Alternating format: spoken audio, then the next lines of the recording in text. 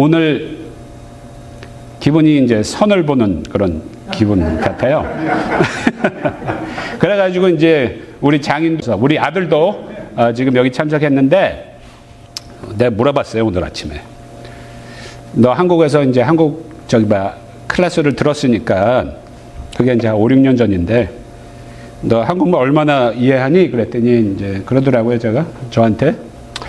그때는 한 5% 정도 알아들었는데 약간 줄어서 오늘은 약 1.5% 알아들을 수 있을 것 같다고. 그러면 한 예수님, 하나님 요 정도 알아들을 줄 믿습니다. 그래도 이렇게 또 우리 아버지가 설교한다고 이렇게 찾아와서 저와 같이 이렇게 시간을 보게 돼서 너무나 기쁩니다. 저를 잘 모르시는 분들이 계신다면은 저는 아직 그 미군 육군에 아직 현역으로 근무하고 있습니다. 그래서 이제 4월 10일 날 제가 이제 저녁식 은퇴식을 나이가 아직도 젊은데 은퇴식 그러니까 조금 이상하긴 하지만 그 군대에서는 retirement ceremony라고 그래요. 그래서 은퇴식을 하고 이제 한 5월 우리 11살 딸내미가 있어요. 그래가지고 걔 이제 5학년 졸업하고 그다음에 짐 싸가지고 이제 캘리포니아로 와서 한 7월 첫 주부터 이제 이 교회에서 여러분들 섬기려고 지금 계획 중에 있습니다. 그래서 그것이 저희의 계획이고 하나님의 은혜로 모든 것이 다 스무드하게 잘 진행될 수 있도록 여러분들 기도해 주시기 바랍니다. 오늘 본문은 예수님께서 승천하시기 직전에, 바로 직전에 마지막으로 제자들에게 남기신 말씀이십니다. 이 말씀은 모든 믿는 자들이 반드시 지켜야 될 사명이고 따라야 할 주님의 명령으로 우리에게는 이제 절대 지상 명령이라고 우리가 알고 있습니다. 영어로는 Great Commission이라고 그렇게 말을 하죠. 그래서 주님께서 이 세상 끝까지 복음을 전하라는 이 명령이 사복음서에 다 나옵니다. 그래서 이 명령이 얼마나 우리에게는 중요한 것인지 우리는 잘 알 수 있습니다. 지난 2000년의 그 교회 역사 속에 많은 그리스도인들이 이 말씀을 붙잡고 하나님께 순종하며 나간 그런 모습을 봅니다. 특히 그 교회가 시작되는 그 첫 발걸음, 2세기, 3세기에 그러한 그 크리스천 파더들, 교부들을 우리가 이제 알아보면은 그 어려운 상황 속에서 주님의 명령을 어떻게 이해하고 이행했는지를 우리가 알 수 있는데 그 중에 몇 가지 명언들을 제가 한번 알아봤습니다. 안디옥의 이그나시우스라는 주후 108년 로마에서 사형을 당한 그 교부입니다. 그 당시 여러분들 아셨지만 그 로마에 얼마나 많은 그러한 그 그리스도인들을 퍼시큐트하는 그런 얘기를 많이 들으셨을 거예요. 그 콜로시엄에서 사자한테 찢겨 죽음을 당하는 그러한 모습들을 여러분들이 익히 알고 계실 거예요. 그 중에 한 분이신 것 같습니다. 주후 180년 그분은 이런 말을 했습니다. 불과 십자가, 맹수들의 공격으로 뼈가 부서지고 사지가 찢어지고 내 몸이 산산 무너지는 심한 고통을 경험할지라도 나는 오직 예수님만을 붙잡겠습니다. 라는 그러한 명언을 남겼습니다. 그 서머나의 그 폴리캅이라는 또 아주 유명한 티올로전이 있습니다. 그분도 155년 사형을 당했는데 그분은 이런 말을 했습니다. 나는 86년 동안 주님을 섬겼으나 주님은 나에게 아무런 악을 행하지 않았다. 그런데 내가 어찌 나를 구원하신 나의 왕을 부인할 수 있겠는가? 라는 그런 말을 남기고 순교를 했습니다. 또 페르페투아라는 이분은 감옥에서 생을 마감했습니다. 여러분들이 아시는 그런 현대의 감옥이 아니죠. 그 당시는 던전이라는 그러한 말을 사용했습니다. 거기에 한번 들어가면 어떻게 되죠? 배너 보셨죠? 문둥병이 들 수밖에 없는 그러한 아주 악한 상태의 감옥을 예비하고 있습니다. 그분은 이렇게 얘기했습니다. 감옥은 나에게 궁전과 같아서 나는 다른 곳보다 주님을 위해서라면 이곳에 있기를 원한다. 라는 이러한 아름다운 말을 남겼습니다. 유스티우스라는 분은 당신들은 우리를 죽일 수 있지만 절대로 해칠 수 없습니다. You can kill me, but you cannot harm me.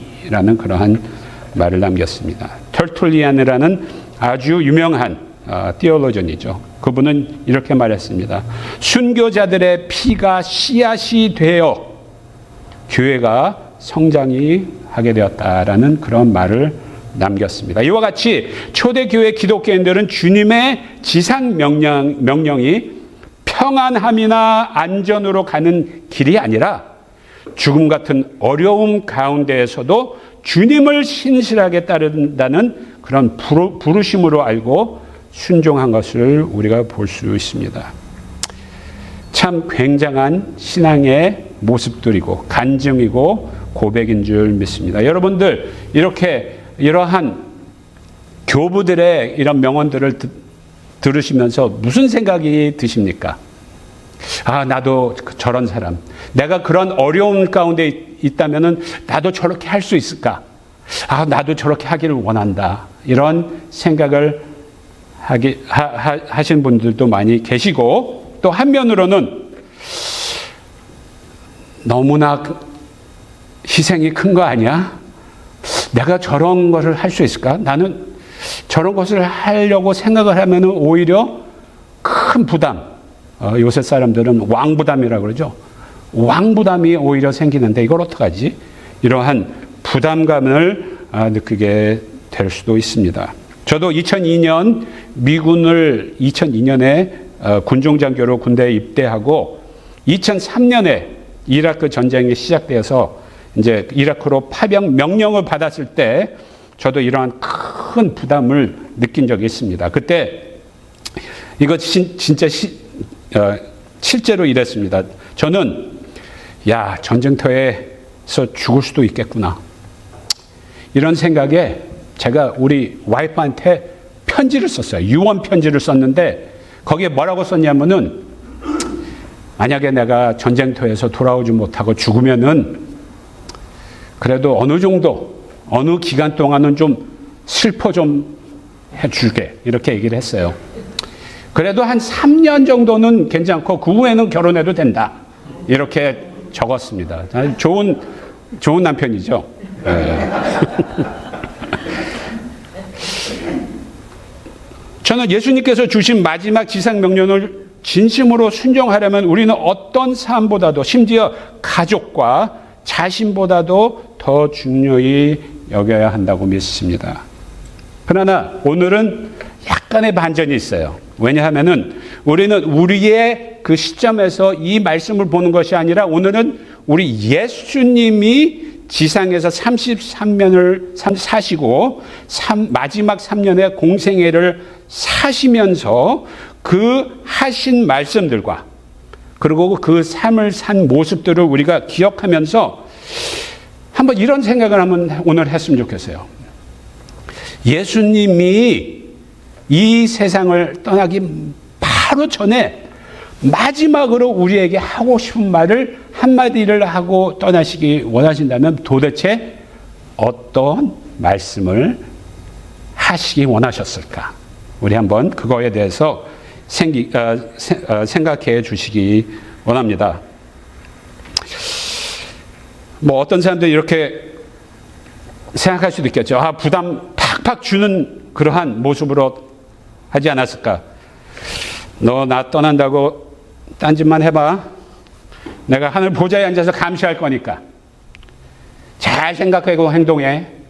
이런 생각을 하는 우리의 모습들을 가끔 보게 됩니다. 하나님은 무섭고 하나님은 우리를 보시고 우리의 죄를 유심히 보면서 죄 짓지 말라고 꾸짖는 그런 모습을 생각할 수도 있습니다. 그러나 과연 예수님이 이러한 마지막 말을 남기셨을까요? 여러분들 어떻게 생각하세요? 그래서 오늘은 다른 관점, 곧 예수님의 마음의 관점으로 이 본문을 이해하고자 합니다. 오늘 저희는 세 가지의 그 본문을 통해서 예수님이 강조하시는 그 세 가지를 한번 알아보도록 하겠습니다. 첫째로 예수님은 항상 먼저 가셔서 우리를 기다리신 분이시다라는 것입니다. 요한복음 21장에 보면은 베드로와 제자들이 예수님의 죽음과 부활 후에 예수님을 부인했다는 그 실망과 좌절에 빠져서 그들의 전직인 물고기 잡이로 돌아가는 장면이 나옵니다. 4절에 이렇게 얘기하죠. 날이 새어 갈 때에 예수께서 바닷가에 서 계셨으나 제자들이 예수인지를 알지 못하는지라. 예수님은 제자들이 해변에 도착하기 전에 그들을 위해서 불을 피우시고 기다리고 있었습니다. 그리고 한마디도 잡지 못하고 돌아오니까 뭐라고 그랬어요? 저기 깊은 데 가서 그물을 던져라 그랬더니 153마리를 낚아 올렸어요. 그래서 그거를 가지고 물고기를 구워서 떡을 만들어서 제자들을 먹이는 그런 장면이 나옵니다. 여러분들 한번 생각해 보세요. 예수님이 어디 계셨어요? 예수님이 미리 제자들을 위해 오셔서 기다리고 있었다는 것입니다. 여러분들 한번 이 장면을 한번 눈을 감고 한번 상상해 보세요.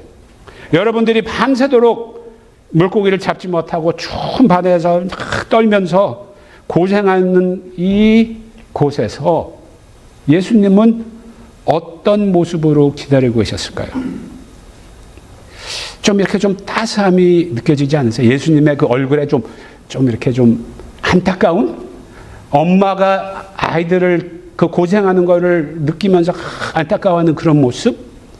혹시 그런 모습이 상상이 되지 않으신가요? 우리는 이 세상을 살면서 많은 경우에 나는 혼자다라고 생각할 경우가 너무 많습니다.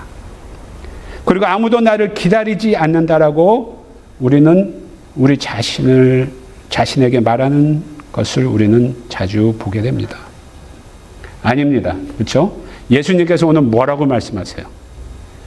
나는 미리 네가 도착하기 전에 미리 도착해서 너를 기다리고 있다라는 말씀을 해주십니다. 오늘 이 예배당에 예수님은 어디 계셨을까요? 여기 뭐 우리 김 목사님은 9시 반에 와가지고 이제 막 셋업하시고 우리 신 집사님도 일찍 오셔가지고 막 셋업하시는 걸 봤는데 그 전에 예수님은 벌써 와서 우리를 기다리고 우리를 돌보기 원하신다는 것입니다. 오늘 본문 16절, 17절에도 보면은 이러한 말이 나옵니다. 11 제자가 갈릴리에 가서 예수의 명하시던 산에 이르러 이미 와 계신, 요거는 제가 그냥 넣은 겁니다. 성경에는 없지만 예수를 배웁고 경배하나 오히려 의심하는 자도 있더라. 의심하는 자도 있더라라는 말이 있습니다. 이 구절은 놀라운 만큼 솔직하게 제자들의 모습을 표현하고 있는 것입니다. 예수님께서 지난 3년 동안 기적을 행하시고 말씀을 전하시고 하나님의 나라에 대해서 선포하시고 마지막에 본디오 빌라도에게 고난을 받으시고 십자가에 죽으시고 죽음에서 부활하시고 나타나셔서 우리 제자들에게 손과 발을 보이셨는데 이것들을 목격한 이후에도 제자들은 뭐를 해요?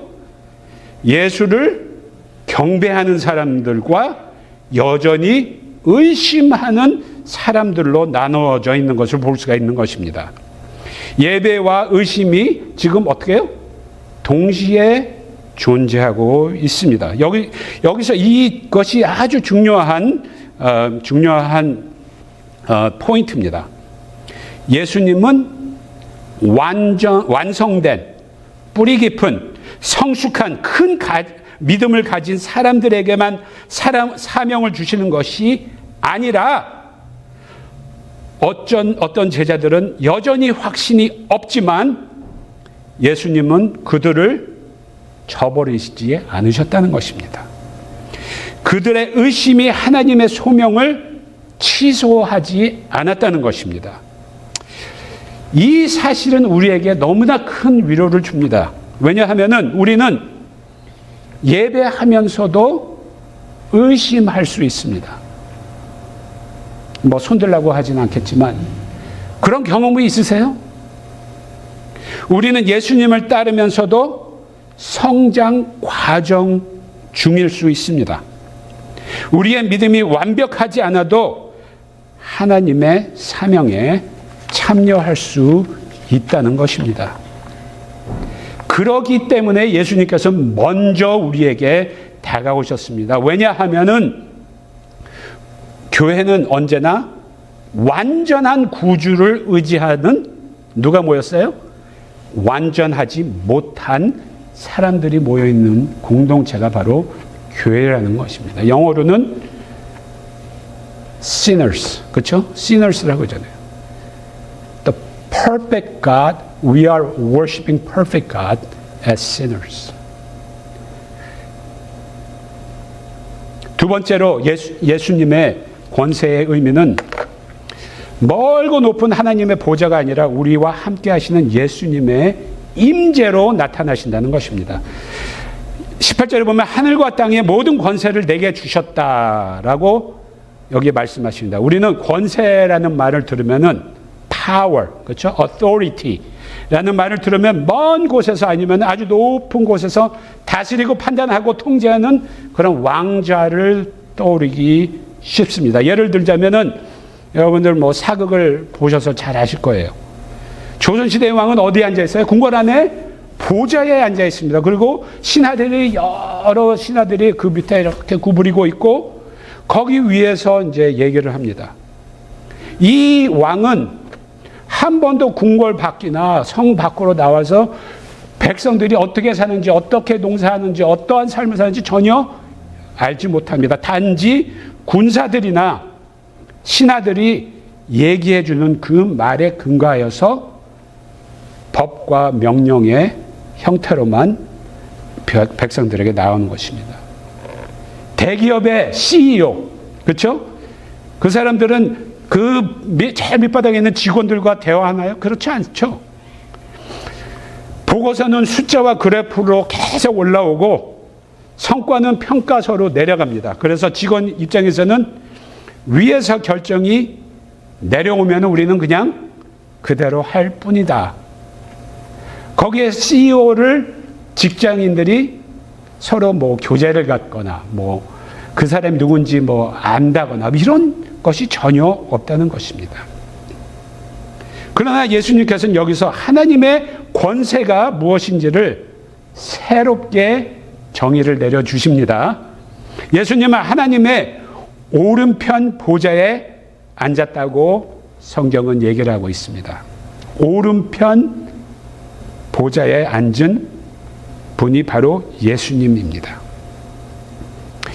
오른쪽 보좌는 어떤 자리입니까? 권위의 자리, authority, 그렇죠? 또 어떠한 그러한 자리인가요? 법정으로 얘기하면은 검사가 있고 또 누가 있어요? 변호사가 있어요.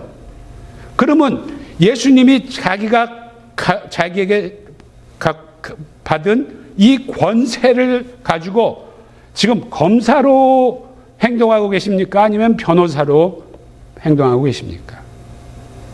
여기에 보니까 우리의 대변인으로 그렇게 앉아 계신 것을 우리가 알 수 있습니다. 사도행전 7장에 보면은 스데반의 얘기가 나옵니다. 여러분들 잘 아실 거예요. 유대인들에게 회당으로 끌려가 자기를 이제 변증하고 변호하는 그 모습이 나옵니다. 7장에. 그때 유대인들은 하나님과 모세를 모욕했다는 그런 거짓 증언을 하고 스데반을 끌고 나가서 돌로 쳐 죽이는 그런 안타까운 장면이 나오죠. 그러나 혼란, 공포, 증오가 가득한 이 장소에 스데반은 아주 대담하고 담대하고 평안한 모습으로 서 있는 것을 우리가 읽을 수 있습니다. 사도행전에. 그리고 이런 말을 했습니다. 사도행전 7장 56절에 보면은 그분이 얘기합니다. 보라, 하늘이 열리고 인자가 하나님 우편에 서신 것을 보노라 라는 말을 했습니다. 이게 무슨 말이죠? 스데반이 죽음을 두려움 없이 맞을 수 있었던 이유는 믿음이 좋고 막 담대 이게 아니라 권세의 자리에 서 계신 예수님을 보았기 때문이라는 것이에요. 예수님은 스데반의 고난에 어떻게 했어요? 아유, 난 몰라라가 아니라 그 고난에 동참하셨고 재판에 참여하고 계시는 모습을 스데반은 봄으로 인하여서 뭐라고 그랬어요? 아, 여기는 지금 유대인들이 나를 돌로 쳐서 죽이는 자기네들이 주권이 있다라고 생각을 하지만 실제로는 누가 주권을 갖고 있어요?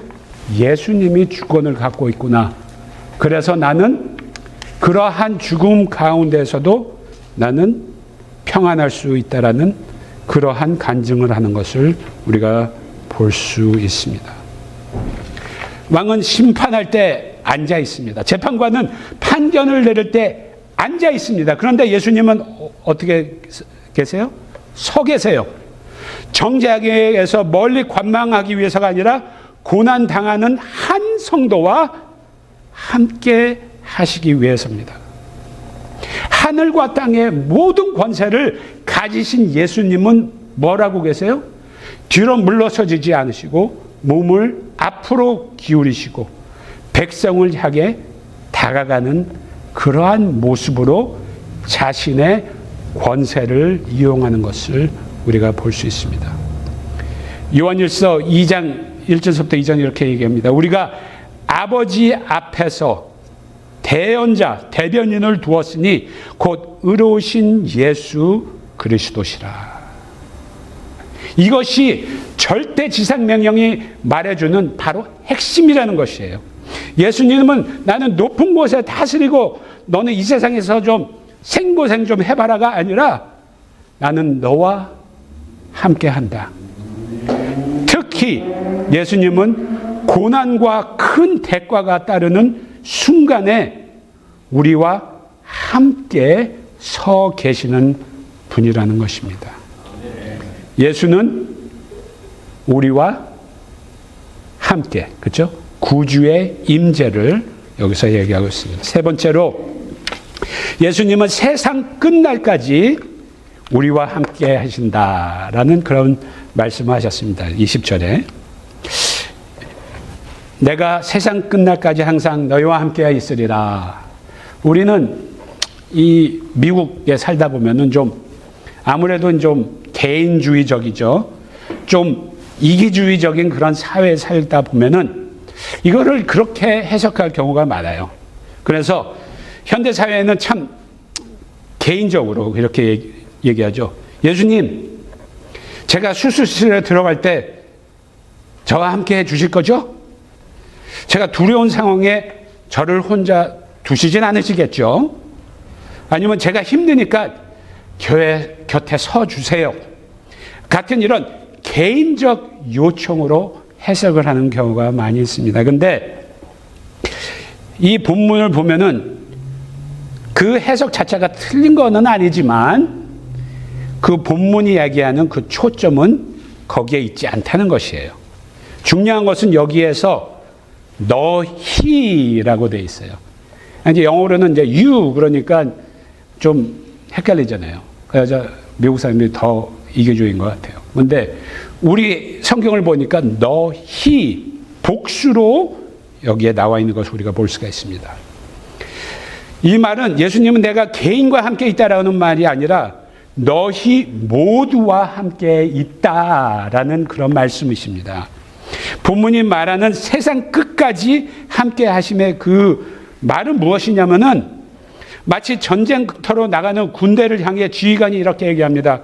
내가 오늘 전쟁터에 너희와 함께 한다. 근데 프라이빗이랑 바로 옆에서 박스원에서 같이 총 쏘고 그러겠다는 얘기가 아니잖아요. 그렇죠? 그 말이 아니라 임무의 정당성과 방향 그리고 책임을 우리가 같이 짊어지고 가겠다라는 그런 말인 것입니다. 그래서 부활하신 그리스도는 이런 고립 속에 개인적인 그러한 것으로 우리가 해석하기보다는 공동체 안에서 같이 깊이 경험하는 그러한 것을 이 말씀은 얘기하고 있다는 것이에요. 많은 분들이 그래요. 요새 유튜브만 틀면 얼마나 그냥 한국에서 저리 간다는 유명한 목사님들 설교가 얼마나 많은데 내가 왜 교회 가야 돼? 교회 안 가도 유튜브만 틀어놔면 나 좋은 말씀 듣고 내가 좀 그거에서 깨달아가지고 그냥 살면 되는 거 아니야. 이런 사람들이 있어요. 그렇지만 예수님께서는 그게 아니라는 것이에요. 혼자서는 나를 온전히 알 수 없고 너는 나의 일을 할 수 없다라고 예수님께서는 얘기하신다는 거예요. 제가 옛날에 이제 독일에 주둔하고 있을 때 그 개신교의 그 시작을 담당했던 그 하이델베르그 교회를 방문한 적이 있어요. 그 하이델베르그 신앙 고백 아시죠? 그것을 거기서 1500년도에 많은 띠아거준과 기독교인들이 모여서 거기서 기도하고 그 신앙 고백을 만든 곳이 바로 거기예요. 근데 딱 들어갔는데 하여튼 얼마나 아름다운지 몰라요. 스테인 글라스로. 그러니까 그게 어떻게 되냐면은 이제 옛날에 이제 천주교 교회였는데 그것을 이제 개종을 해가지고 개신교 교회로 만든 거예요. 근데 사방이 스테인 글라스로 얼마나 아름다운지 몰라요. 여러분 한번 상상해 보세요. 거기에 서 계시다고 생각해 보세요. 근데 제일 앞에 첫 그림에 서 계세요. 여러분들 나머지 그림을 볼 수가 있나요? 없죠. 우리가 보는 건 바로 내 앞에 있는 그림 하나뿐이라는 거예요. 근데 우리 성도님들이 다 흩어져 가지고 각각 있는 그 스테인 글라스들을 다 쳐다보고 있다고 생각해 보세요. 그러면 어떻게 해요? 같이 모였을 때 자기가 본 것을 서로 나눌 때 자기가 본 것들을 나눔으로 인하여서 그 교회가 주는 그 웅장함과 아름다움을 우리가 올바로 이해를 할 수가 있다는 것이에요. 예수님을 아는 것도 이와 마찬가지라는 것이죠. 고난 속에서 그러니까 주님을 경험한 사람들이 있고 어떤 사람들은 능력의 주님을 만난 사람들이 있고 그렇죠? 어떤 이는 슬픔 속 아니면 기쁨 속에서 예수님을 체험한 사람들이 있고 또 어떤 사람은 긴 기다림 속에 주님을 만난 사람들이 있다는 것이에요. 우리의 성격, 우리의 상처, 우리의 그러한 생각, 질문, 우리의 사명 이 모든 것이 다양하게 경험을 할 때 그것을 나눌 때 우리는 예수님이 우리로 하여금 알게 하려는 그러한 큰 픽처, 그 큰 올바른 모습을 우리가 이해가 할 수가 있다는 것이에요. 그래서 나는 혼자서도 충분히 좋은 그리스도인이 될 수 있다. 이렇게 얘기하는 사람이 있다면 우리는 뭐라고 그래야 돼요? 죄송한데 그건 성경적이지 않습니다. 왜냐하면은 예수님께서는 그리스도는 교회의 머리이시고 우리는 뭐예요? 몸이라는 것이에요. 지체라는 것이에요. 눈이 손에게 너는 필요 없다라고 말할 수 없듯이 성도들은 서로에게 난 당신이 필요 없다라고 말을 할 수가 없다는 것이에요. 오히려 우리는 믿음이 약할 때 다른 성도의 믿음이 필요합니다. 우리는 지혜가 한계에 부딪힐 때 다른 성도의 지혜가 필요하다는 것이죠. 우리는 다른 성도의 간증과 질문과 기도와 그 씨름을 통해서 예수님을 더 분명히 알 수 있다는 것이에요. 우리는 이미 예수님을 충분히 알고 있기 때문에 교회에 나오는 것이 아니라 함께 할 때 더 깊이 알게 되기 때문에 교회에 나오게 된다는 것입니다. 결론을 짓겠습니다. 예수님의 절대 지상 명령은 우리가 반전이 있다고 제가 말씀드렸죠, 벌써. 이 명령이 아니라 오늘은 우리의 그 예수님의 안목으로 그 사랑하는 그런 마음으로 이것을 볼 때 뭐라고 그래요? 명령이 아니라 하나님의 가족으로의 초대라는 것입니다. 이때는 좀 아멘을 좀 해주셔도 감사하겠습니다. 아멘. 그렇죠? 오늘 우리가 본 이 본문을 통해서 주님의 절대 지상 명령을 다시 조명한다면은 예수님은 신도들을 한 명 한 명 주신 사명을 이행하기 위해서 흩어 보내시는 그런 모습보다는 예수님은 우리를 하나님의 가족, 곧 교회라는 공동의 삶으로 초대를 하신다는 것입니다. 여기 아주 좋은 증거가 있어요. 사도행전 2장을 보면은 그 41절, 42절, 46절에 보면은 이런 말씀이 있어요. 그 말을 받은 사람들은 뭐라고 했어요? 세례를 받고, 그렇죠? 마태복음 28절에 뭐래요? 너는 가서 세례를 주고, 여기 세례를 받고, 사도의 가르침과 교제와 떡을 떼며 기도하기를 전혀 힘썼다. Make disciple, 제자를 삼고, 그렇죠? 날마다 마음을 같이하여 성전에 모이기를 힘쓰고 집에서 떡을 떼며 기쁨과 순전한 마음으로 음식을 나누었다. 그 같이 하나님을 예배하는 그런 모습을 이 사도행전 첫 판에 아주 그냥 이렇게 딱 나와 있습니다. 이 말은 무엇이냐? 우리는 홀로 신앙을 하는 사람들이 아니라는 것이에요. 그리스도의 임재로 형성된 가족이라는 것이에요. 가족. 우리는 가족입니다. 아멘. 가족은 뭐 하는 곳이죠? 너 마음에 안 들어. 박탈. 그런 게 가족은 아니잖아요. 어려움이 있고 싫어도 피는 물보다 진하다고 그래도 이해해 주려고 좀 더 이해해 주려고 그러고 좀 더 가까워지려고 하고 좀 더 사랑해 주려고 하는 그런 모습을 우리는 가족이라는 것입니다. 우리 주 예수 그리스도의 아버지 하나님을 찬송하리로다. 그의 많으신 긍휼대로 예수 그리스도의 부활로 말미암아 우리를 거듭나게 하사 산 소망이 있게 하셨다. 이것이 바로 교회의 모습이라는 것이에요. 여러분들, 예수님이 자기 자신을 목숨을 주셨어요. 누구를 위해서 줬습니까? 에베소서 5장 25절부터 보면은 여기에 이렇게 되어 있죠. 그리스도께서 교회를 뭐라고요? 교회를 사랑하시고 그 교회를 위해서 무엇을 하셨어요? 자신을 주사, 자신을 주심같이 그리고 영광스러운 교회로 세우려 하십니다. 예수님께서는 워마트를 위해서 돌아가신 게 아니라 구글을 위해서 돌아가신 게 아니라 H마트를 위해서 돌아가신 게 아니라 교회를 위해서 돌아가셨다고 얘기를 하는 거예요. 왜? 왜냐하면은 바로 이 장소, 이 공동체가 바로 하나님의 몸이기 때문입니다. 그래서 우리 이건 한번 우리 같이 한번 읽으면 어떨까요? 우리 같이 한번 외치도록 하겠습니다. 새 언약 교회는 혼자 가지 않습니다. 새 언약 교회는 혼자 자라지 않습니다. 새 언약 교회는 혼자 예수님을 따르지 않습니다.